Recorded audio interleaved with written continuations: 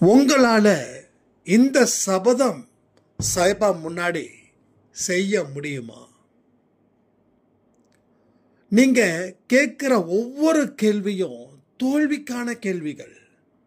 சர்வ சாதாரணமா எல்லா மனுஷங்களும் இந்த கேள்வியை கேட்கிறாங்க. இது தோல்வியை பற்றி சிந்திக்கக்கூடிய கேள்வியா அமையுது.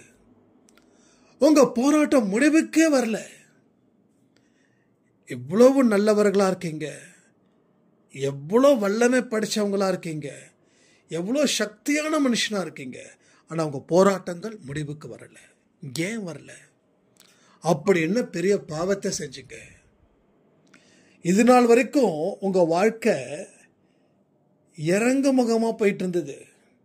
ஆனால் இந்த பதிவில் சொல்லக்கூடிய ஒரு விஷயத்தையும் நீங்கள் யோசிச்சு அதுக்கப்புறமா செயல்பட்டீங்கன்னா உங்க வாழ்க்கை நிச்சயமா ஏறுமுகமா இருக்கும்.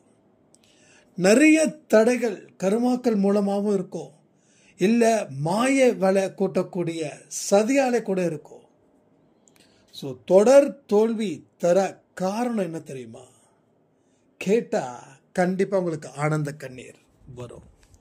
ஒவ்வொரு மனுஷனுடைய தோல்விக்கு பின்னாடியும் ஒரு மிகப்பெரிய ஒரு பதிலை, மிகப்பெரிய ஒரு வழியை நம்ம சாயப்பா எப்படி வச்சிருக்கான்றத இந்த பதிவில் சொல்லப்பட்டு உள்ளது.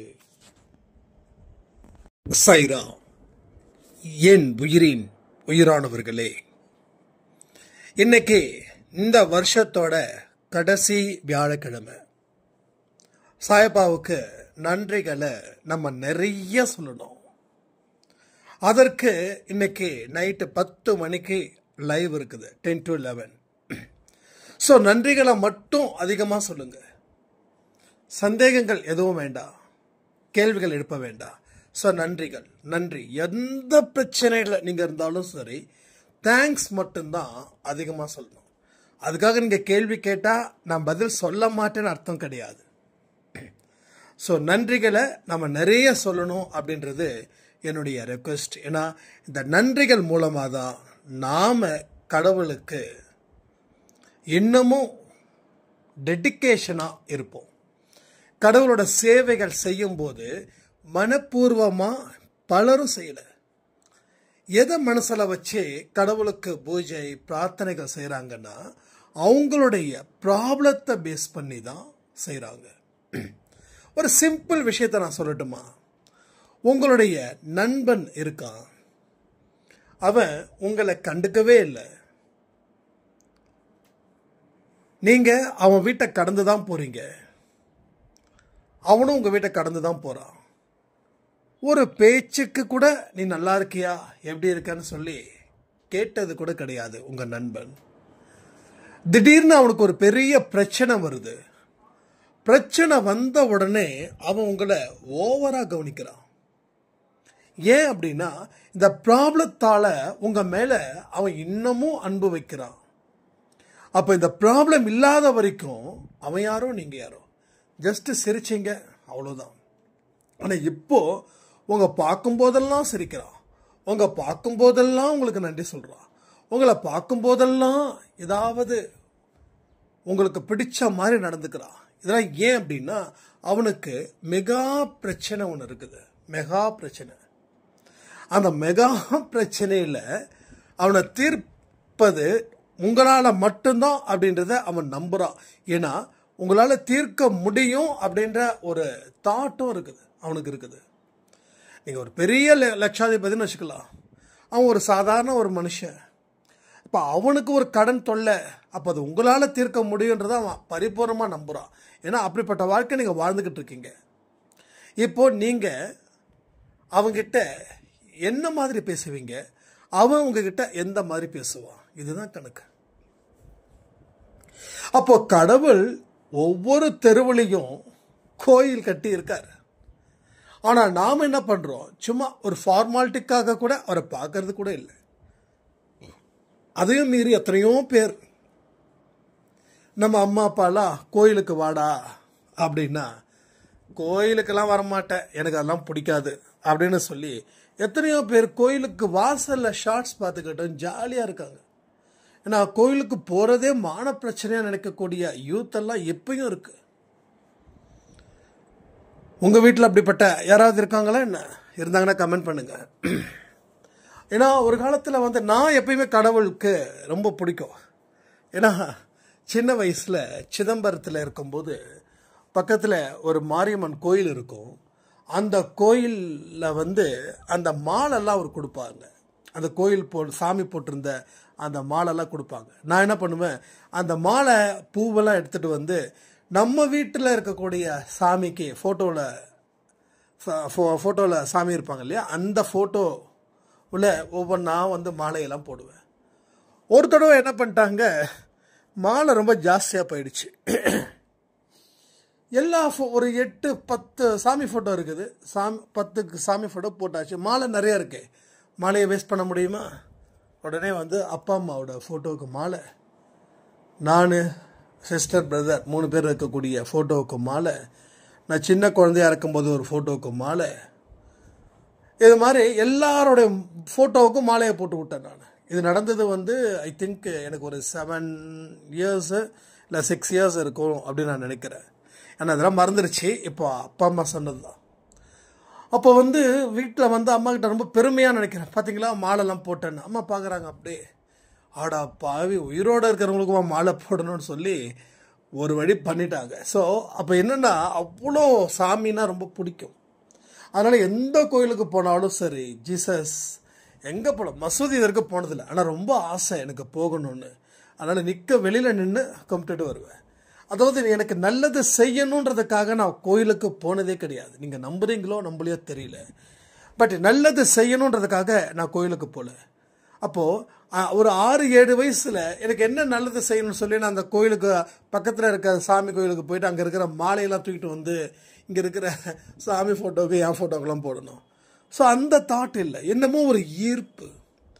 அந்த செல்லாத்தா செல்ல மாரியாத்தா அந்த பாட்டெல்லாம் கேட்கும்போது இப்போ கூட மனசில் அவ்வளோ சந்தோஷமாக இருக்கும்.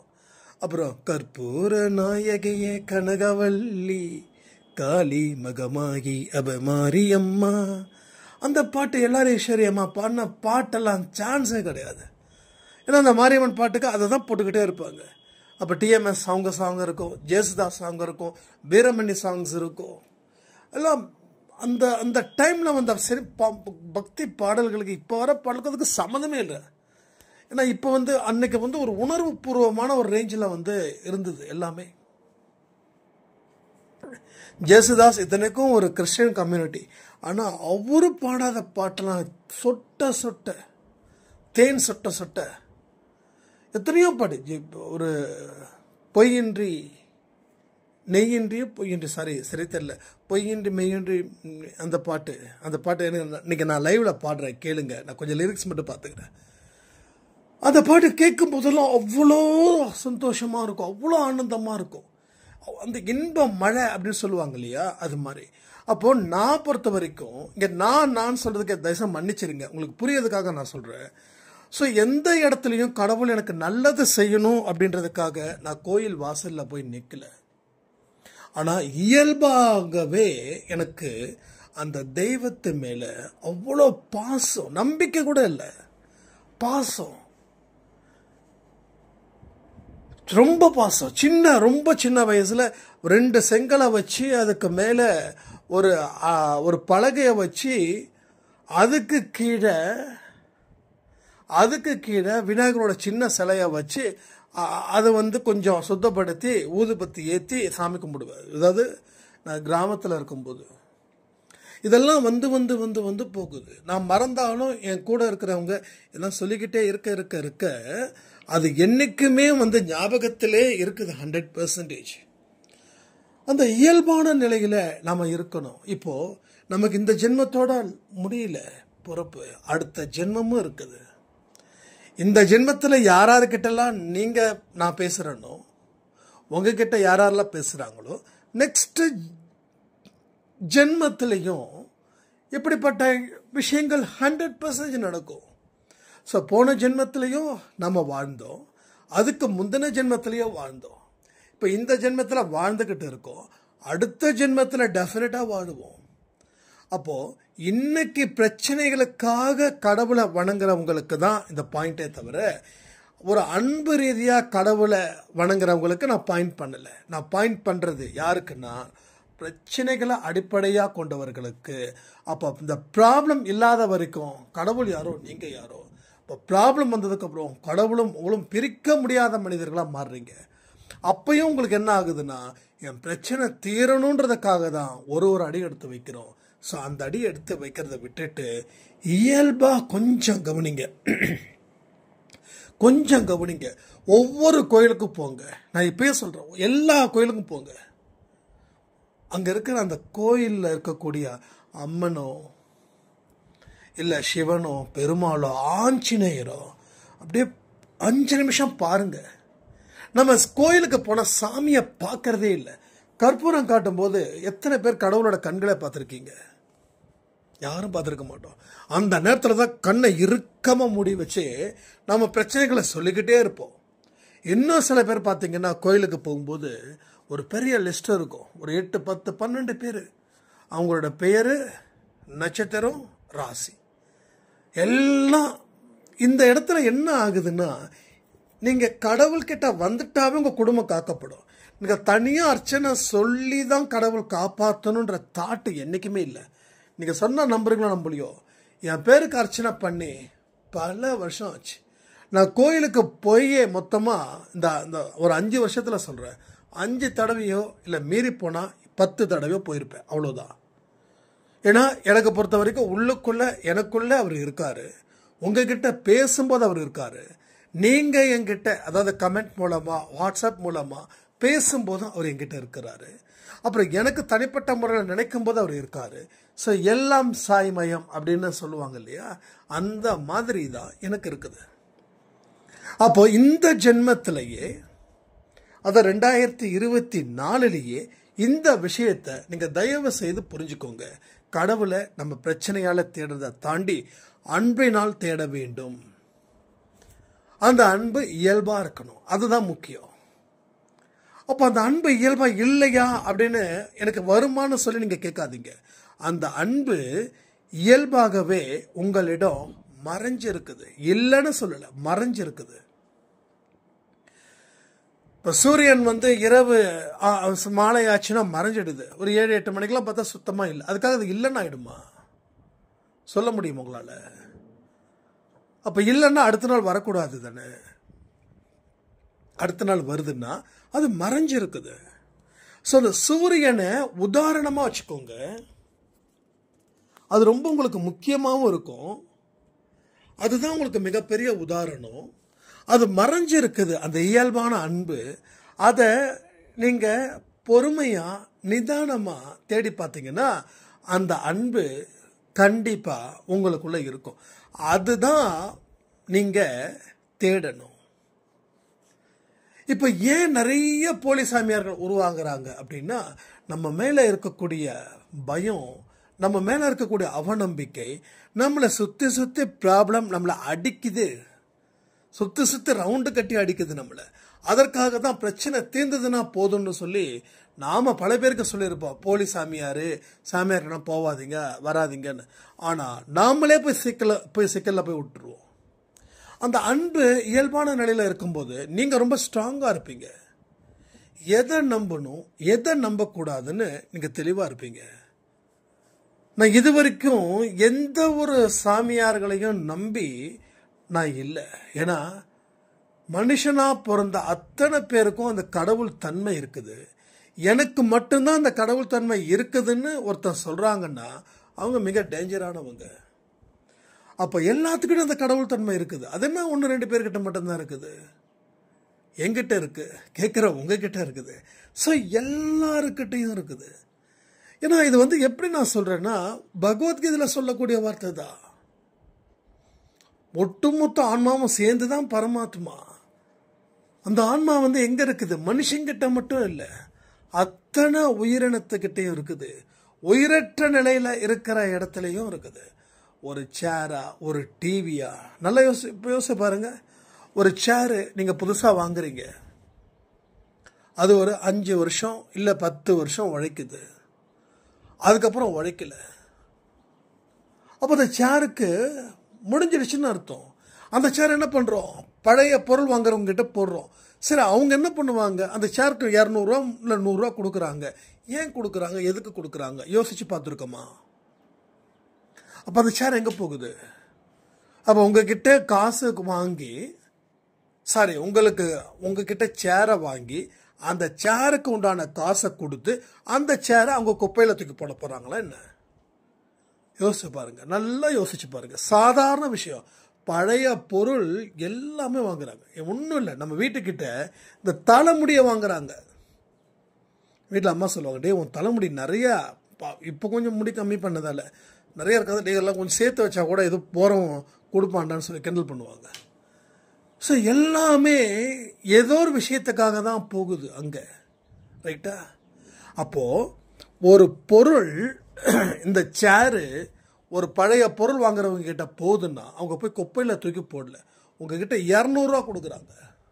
அப்போ கொடுக்குறவங்க முட்டாள் கிடையாது, அப்போது வாங்குறவன் அறிவாளியும் கிடையாது. இங்கே 200 பேசி அங்கே 400 கொடுப்பாங்க. இவங்க எங்கே வந்து கொடுக்குறாங்களோ அவங்க இவங்களுக்குன்னு சொல்லி ஒரு சில கடைகள் இருக்கும் இல்லையா, அங்கே. அப்போ அங்கே என்ன ஆகுது, இது மாதிரி தான் ரீசைக்கிளிங் சொல்லுவோம். இந்த சேர் அடுத்தது ஏதாவது ஒன்று ஆகும், அடுத்தது மறுபடியும் உயிர் பெறும். ஸோ மனுஷனோட வாழ்க்கை மட்டும் என்ன அப்படி தானே இருக்கு. 90-95 வயசு வரைக்கும் வாழ்ந்து மண்ணுக்குள்ள போய் மறுபடியும் அடுத்த பிறவி. ஸோ அடுத்த ரேபத். என்னைக்குமே ஆன்மீகம் அப்படின்றதுல பெருசாக ஒன்று தெரிஞ்சுக்க ஆசைப்பட வேண்டாம். ஒரு விஷயத்தையும் கவனிச்சாவே போதும், அதுதான் ஆன்மீகம். இங்கே என்னமோ ஆன்மீகம் அதை பண்ணுறேன் இதை பண்ணுறேன்னு சொல்லிட்டு பெருசாக வந்து ஒன்றுமே இல்லை, சிம்பிளாக. ஏன்னா ஏற்கனவே நாம் இதெல்லாம் தாண்டி தான் வந்திருக்கோம். திரும்பவும் சொல்கிறேன், நீங்கள் ஜென்மம் இருக்கிறதுன்னு நம்புறீங்கன்னா இந்த விஷயத்தை ஏன் நம்பாமல் இருக்கீங்கன்னு எனக்கு தெரியல. அப்போ போன ஜென்மத்திலையும் நீங்கள் 80-90 தாண்டி வந்திருப்பீங்க. இன்னும் 10 ஜென்மத்துக்கு முன்னாடியும் நீங்கள் 120, 130, 140 கூட தொட்டு இருக்கலாம். ஸோ நிறைய அனுபவங்களை வச்சிருக்கலாம், நிறைய அனுபவத்தை வச்சிருக்கலாம். இதெல்லாம் யோசிக்க வைக்கிறது தான் என் வேலை, பேசுறது என் வேலை. அப்படின்றத தாண்டி உங்களை யோசிக்க வைக்கிறதுக்காக தான் நான் இங்கே பேசிகிட்டு இருக்கேன். நீங்கள் யோசிக்க ஆரம்பிச்சிட்டிங்கன்னா பாயிண்ட்டை புரிஞ்சுக்கலாம். பேசுகிறத மட்டும் கேட்டால் பாயிண்ட்டே புரியாது. அப்போதைக்கு ஒரு கான்ஃபிடென்ட் கிடைக்கும். ஆனால் சில பேர் சொல்லுவாங்க, அண்ணா நீங்கள் பேசும்போது செம்ம கான்ஃபிடென்ட்டாக இருக்கு, நான் நம்புகிறேன், சாய்ப்பா செய்வார், எனக்குள்ள பலம் இருக்குது, எனக்குள்ள அறிவு இருக்குது, நான் மறுபடியும் எந்த சுடலையும் சேர்க்க மாட்டேன். ஆனால் இந்த ஆடியோ கேட்டு முடிச்சதுக்கப்புறம் வீட்டில் ஏதாவது ஒரு சம்பவம் நடந்துச்சுன்னா அப்படியே வந்து மனசு உடஞ்சி போகிறேன். இது எத்தனை பேருக்கு இப்படிலாம் இருக்குது, கமெண்ட்டில் கமெண்ட் பண்ணுங்கள். அப்போ ஆடியோ கேட்குற வரைக்கும் பலமாக இருக்கேன், கேட்டு முடிச்சதுக்கு அப்புறமும் பலமாக இருக்கேன். ஆனால் அதுக்கப்புறம் ஏதாவது ஒரு சின்ன சின்ன சண்டைகளோ சின்ன சின்ன மனசில் காயப்படுத்துகிற மாதிரி சில நிகழ்வுகளோ நடந்துடுச்சுன்னா என்னால் அங்கே இருந்து மீள முடியல. அப்போ ஒரே விஷயம் என்னன்னா, நான் பேசுகிறேன், நீங்கள் கேட்குறீங்க, ஆனால் கேட்டதை சிந்திச்சு செயல்படுத்த தயார் நிலையில் நீங்கள் இல்லை. இதுதான் பிரச்சனை. அப்போ சிந்திச்சு தயார் நிலையில் இருந்தவங்க வாழ்க்கையில் நல்லா உயர்ந்திருக்காங்க. நீங்கள் இந்த 2-3 பேரை சொன்னால் உடனே டக்கு டக்கு டக்குன்னு கோபம் வந்துடுது. அப்போ நான் வந்து அப்படியா நான் எத்தனை ஆடியோ அனுப்பியிருக்கேன், நீங்கள் கேட்டிங்களா, நீங்கள் கேட்கல, ஏன் 4 பேர் மட்டும் பற்றி சொல்கிறீங்க, 10 பேரை பற்றி மட்டும் சொல்கிறீங்க, எத்தனையோ பேருக்கு நிறைய விஷயங்கள் நடந்திருக்கேன், ஏன் சொல்ல மாட்டேன்றீங்க? அதனால் இந்த வார்த்தைக்கு நான் வரல, இந்த விளையாட்டுக்கு நான் வரல. நான் சொல்லணும் அப்படின்னா இனிமேல் லிஸ்ட்டு வச்சு தான் நான் சொல்லணும். குறைஞ்சது 100 பேராவது நான் சொல்ல முடியும். ஒரு உதாரணத்துக்கு சொன்னால், நம்ம சொந்தங்க நம்மளை வந்து போட்டு தாக்குறாங்க, நீங்கள் தாக்குறதுக்கு சந்தோஷம்தான், நான் எனக்கு கோவப்பட மாட்டேன். நான் அன்பே சாயில் அந்த அத்தனை உரிமை இருக்குன்றத நான் வந்து புரிஞ்சு வச்சுக்கிறேன். அப்போ எல்லா விஷயத்துலையும் உண்மை இருக்குது, அறிவு இருக்குது, ஆன்மீகம் இருக்குது, சாமி இருக்குது, நம்பிக்கை இருக்குது. அவநம்பிக்கையும் இருக்கு. நீ எப்படி பார்க்குறியோ, நேற்று நைட்டு கூட ஒரு ஆடியோ கொடுத்துருந்தோம். ஒரு தோல்வியை அதுக்கு சரியா எத்தனை பேர் கேட்டீங்கன்னு தெரியல. எத்தனை பேர் நேற்று நைட் ஆடியோ கேட்டீங்க? கேட்டவங்க கமெண்ட் பண்ணுங்க, கேட்காதவங்க கமெண்ட் பண்ணுங்க. ஒரு ஆடியோ முக்கியமானதை நான் ஏற்கனவே சொல்லிட்டேன். அதுக்கப்புறம் கேட்கறது கேட்காதது உங்கள் இஷ்டம். ஏன்னா நான் யாரையும் வற்புறுத்த போவது இல்லை, எப்பயுமே வற்புறுத்தவும் மாட்டேன். அப்போ அந்த தோல்வியை நீ பாசிட்டிவாக பார்க்கக்கூடிய ஒரு ஆளோட வாழ்க்கை எப்படி மாறுது, தோல்வியை நெகட்டிவாக பார்க்கக்கூடிய ஆட்களோட வாழ்க்கை எப்படி மாறுது? ஸோ துன்பத்தை ஏன் கொடுக்கணும்? சோதனைகளை தான் சாய்ப்பா நமக்கு கொடுக்குறாரா? இந்த 3 நாளாக ஆடியோ பயங்கர ஃபயராக போகுதுன்னு சாய்ராம்ஸ் சொல்லியிருந்தாங்க. ஏன்னா எனக்கே 1-2 ஆடியோஸில் பேசும்போது நானும் சில டிப்ஸ் எடுக்கிறேன். ஸோ இப்போயும் நிறைய டிப்ஸ் எடுத்துகிட்டு தான் இருக்கேன். ஏன்னா எல்லா இடத்துலையும் ஆன்மாவாக பார்க்குறோம். உயிரானதும் ஆன்மா இருக்குது, உயிரற்றதுலேயும் ஆன்மா இருக்குது. அதாவது பொருள்லேயும் ஆன்மா இருக்குது, உயிரோடு இருக்கிறதுலையும் ஆன்மா இருக்குது. இந்த ஆன்மா அப்படின்றது இருக்க எல்லா பொருளும் ஒரே மாதிரி. அதாவது ஒரு பொருள் மேலேயும் ஒரு பொருள் கீழேயும் இல்லை, ரைட்டா? அதே போல் ஒரு கவரிங் செயின்லேயும் அதுக்கும் ஒரு உயிர் இருக்குது, ஒரு கோல்டு செயின்லேயும் அதுக்கும் உயிர் இருக்குது. அப்போது ரெண்டுத்துக்கும் அதனுடைய பயன் இருக்குதுன்னா அதுக்குள்ள ஆன்மாவும் இருக்குது. அதை நான் பார்க்குறேன்.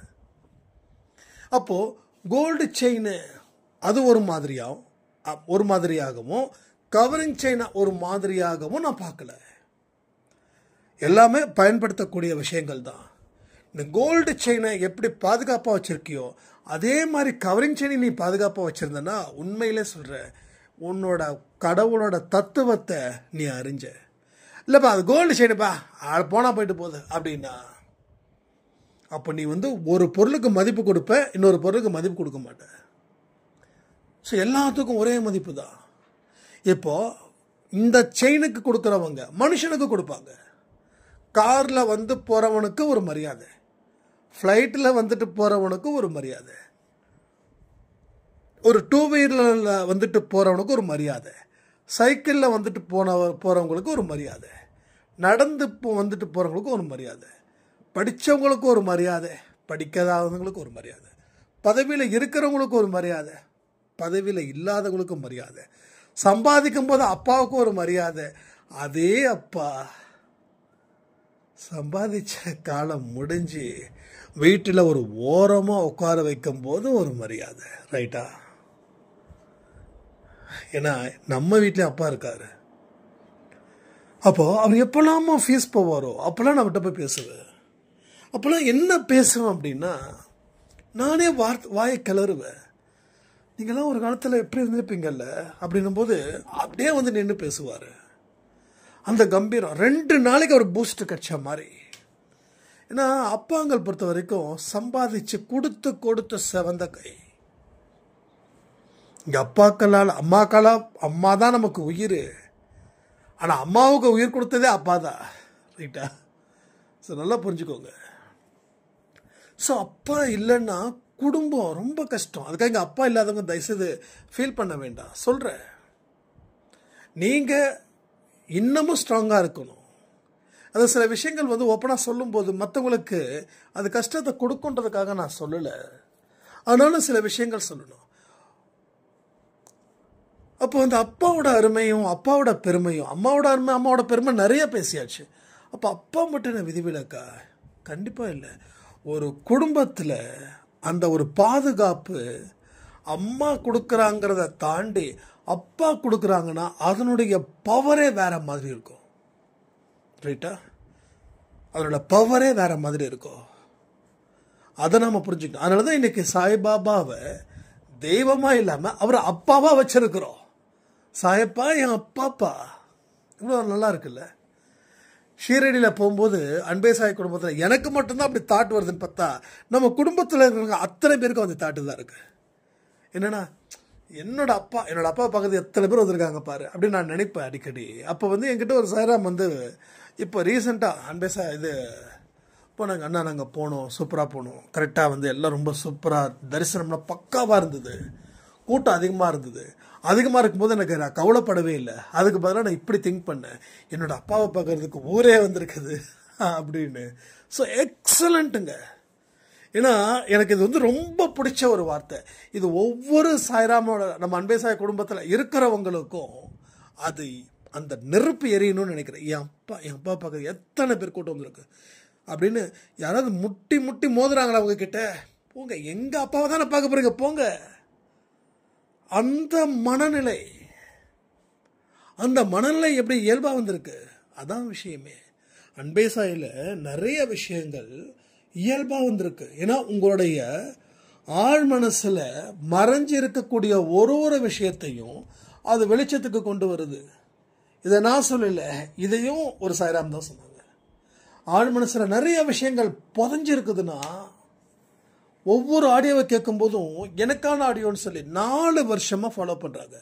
ஒரு சில நேரத்தில் ஆடியோஸ் கேட்க முடியாமல் போனாலும் சரி, கரண்ட் ஆடியோவை கேட்டுட்டு அதுக்கப்புறம் வரக்கூடிய ஆடியோஸை கேட்குறவங்களும் நிறைய பேர் இருக்காங்க. சில பேர் நிரந்தரமாக இருப்பாங்க. ஏன்னா அவங்களோட ஒவ்வொரு விஷயங்களும் மாற்றத்தை கொடுக்குது. ஏன்னா அந்தளவுக்கு சிந்திச்சு செயல்படக்கூடியவர்களாக இருக்காங்க.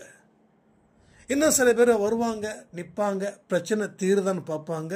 தீரலைன்னா, ஏப்பா நீ இப்படி தான்ப்பா பேசுவேன், என் பிரச்சனை தீரல, நான் பேசாமல் லாக் அவுட் பண்ணிடுறேன், என்னது வெளில போயிடுறேன், ஓகே சந்தோஷம், ஹாப்பி. ஏன்னா மற்றவங்கள தக்க வச்சுக்கணுன்றதுக்காக இங்கே மாயாஜால வித்தையெல்லாம் நம்மளால் பண்ண முடியாது. இப்படி நடக்க போகுது, அப்படி நடக்க போகுது, அது நடக்கும், இது நடக்கும். நீ செஞ்சாதான் நடக்கும், நீ செய்யலைன்னா எதுவுமே நடக்காது. அப்போ ஏன் நான் ராங் கமிட்மெண்ட்டை உட்கார வச்சிருக்கணும், அது அவசியமே கிடையாது. இது எதுக்கு சொல்றேன்னா, இன்னும் 1-2 பேருக்கு சில மனநிலைகள் இருக்கலாம். என்னமோ சொல்றாரு, நம்மளும் செய்யறோம் அப்படின்னு. ஆனா நீங்க செய்யறீங்கன்றத உங்களுக்கு தெரியுது. நான் சொல்றேன், நீங்க எதையுமே ப்ராப்பரா செய்யலன்னு சொல்றேன். இதை ஏத்துக்கிட்டா கண்டிப்பா சிறப்பா இருக்க முடியும். இதை ஏத்துக்கல, நீ என்ன சொல்றது, நான் என்ன செய்யலையா? அப்போ வந்து சாய்ப்பா உங்ககிட்ட மட்டும்தான் பேசுவாரா, என்கிட்ட பேச மாட்டாரா? இந்த மாதிரி எதிர்கேள்விகள் இது வரைக்கும் அப்படிப்பட்ட எதிர்கேள்விகள் கமெண்ட்லயும் வரல, அந்த வாட்ஸ்அப்லயும் வரல.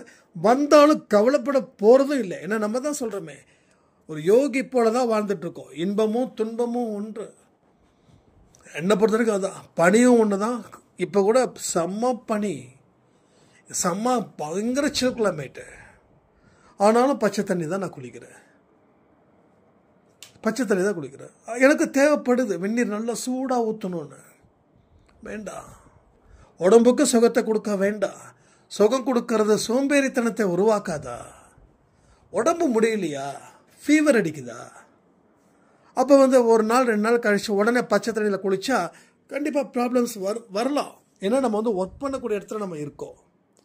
அதனால நம்ம ஒர்க்கை அஃபெக்ட் ஆகிடக்கூடாது. ஏன்னா நம்மளை நம்பி நிறைய பேர் இருக்காங்க. பிஸ்னஸில் சொல்கிறேன், அன்பே சாயில் சொல்ல, அன்பே சாயில் எல்லாருமே சாய்ப்பா நம்பி தான் இருக்கோம். ஸோ நானும் ஒரு குடும்பத்தில் ஒருத்தன் தான். பிஸ்னஸில் சொல்கிறேன், ஏன்னா நம்ம கொடுக்குற கமிட்மெண்ட்டை கரெக்டாக காப்பாற்றணும். அப்போ வந்து அந்த நேரத்துக்குள்ள யூஸ் பண்ணுறது தப்பே கிடையாது. ஏன்னா அதுக்கு ஒரு ரீசன் இருக்குது. இந்த ரீசனால் நான் பண்ணல, ஓகே, இது வெல் அண்ட் குட். ஸோ லைஃப்பில் நிறைய விஷயங்களை ஒவ்வொரு நாளும், ஏன் ஒரு மணி நேரத்துலையுமே சாய்ப்பா நம் மனதோடு பேசிக்கிட்டு இருக்காரு. ஆனால் கவனிக்கலைங்க. கவனிக்காமல் இருக்கிறதால தான் பேசவே இல்லைன்னு சொல்லி முடிவு பண்ணிட்டோம். நல்ல டீப்பாக கவனிச்சிங்கன்னா 100% அவரோட சத்தம் நமக்கு நிச்சயமா கேட்கும். ஸோ கடைசி வியாழக்கிழமை கண்டிப்பாக இன்னைக்கு லைவ்ல நம்ம எல்லாரும் மீட் பண்ணி சாய்ப்பாவை நன்றிகளை சொல்லுவோம். அவர் போதும்பா நன்றி அப்படின்னு சொல்ற வரைக்கும் சொல்லிக்கிட்டே இருப்போம். கமெண்ட் பண்ணிக்கிட்டே இருங்க. என் வாழ்க்கையை சாய்ப்பா அப்படி அமைச்சு கொடுத்ததுக்கு நன்றி சொல்லுங்க. உங்க வாழ்க்கையில் எவ்வளோ கஷ்டங்கள் கூட இருக்கட்டும், நம்பிக்கையோட சொல்லுங்க. அந்த நம்பிக்கை உங்களுக்கு அடுத்த வருஷம் பிரம்மாண்டமான வருஷமா உங்களுக்கு கொடுக்கும். அதே போல் லைவ் வந்து இன்னைக்கு லைவ் இருக்குது. ஸோ நியூ இயர் அன்னைக்கு ஐ திங்க் நைட்டுக்கு கொஞ்சம் வரது டவுட்டு தான் நான் நினைக்கிறேன். பட் 1ஆம் தேதி அன்னைக்கு டெஃபினட்டாக ஷோராக நாம் வருவோம். ஓகேங்களா? ஏன்னா இன்றைக்கும் லைவ் வச்சுட்டு அடுத்த 3-4 டேஸ் கழிச்சோ லைவ்னா அது உங்கள் தூக்கம் போயிடும். ஏன்னா உங்களோட ஆரோக்கியம் எனக்கு ரொம்ப முக்கியம். அதனால தான் நான் சொல்கிறேன், இன்றைக்கி லைவ் 10 to 11 இருக்குது. ஸோ நியூ இயர் அன்றைக்கி கண்டிப்பாக டெஃபினட்டாக டே டைம்லேயோ இல்லை ஈவினிங் டைம்லேயோ இல்லை ஒரு நைட்டு ஒரு 8லேருந்து 9 அப்படின்ற மாதிரி நான் உங்களுக்கு கன்ஃபார்ம் பண்ணிடுறேன். ஏன்னா ஒரு சில கமிட்மெண்ட் இருக்குது, அந்த கமிட்மெண்ட் எப்போ முடியும்னு எனக்கு தெரியல. ஸோ அம்மா அப்பா கூட நேட்டிவ் பிளேஸ் போகிற மாதிரி இருந்துச்சுன்னா அங்கே லைவ் வந்து அங்கே வைஃபை கிடையாது. ஸோ மறுபடியும் நான் திரும்பி இங்கே வரணும். ஸோ அதனால தான் சொல்கிறேன், அது எந்த டைம்னு எனக்கு சரியாக தெரில, பட் நான் டெஃபினட்டாக அனௌன்ஸ் பண்ணுறேன்னு சொல்லி இந்த பதிவை நான் முடிக்கிறேன். ஜெய் சாய்ராம்.